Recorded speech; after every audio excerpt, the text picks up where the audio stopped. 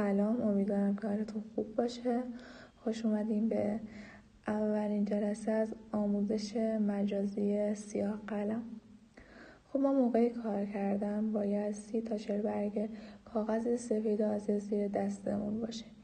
این 30 تا برگه باید روی هم دیگه باشه موقع کار کردن و نه اینکه 30 تا برگه بگیرید کنار بذارید و فقط یه دونه از کاغذ ها رو استفاده کنید.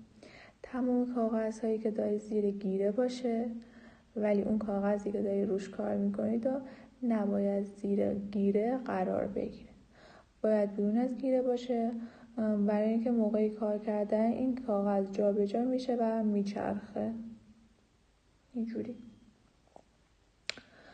و مدادتون حتما بتراشید، با تراش کارخونه‌ای کار نکنید یا کاتر، حتما با تراش بتراشید. معمولا تراش های فابر کاستل بهترین نتیجه رو میدن، همین تراش های معمولی، نیازی به تراش رومیزی و اینجور چیزا نیست، همین کافیه. از مداد B6 استفاده میکنم، حالا هر مارک دیگه فرقی نداره. حالا چرا B6 باشه؟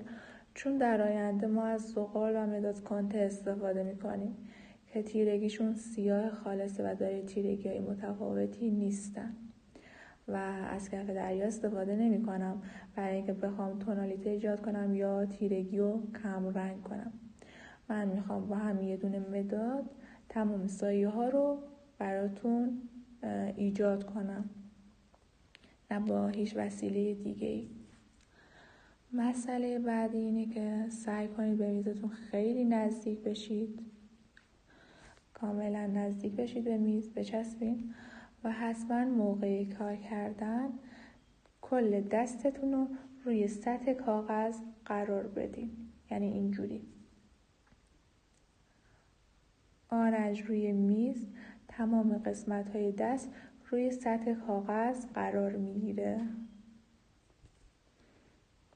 خب روش گرفتن مداد، میایم مدادمون رو خب انگشت اشارمون رو روی چوبه مداد قرار میدیم، روی سطح مداد قرار میدیم اینجا، و انگشت شستمون رو کنار مداد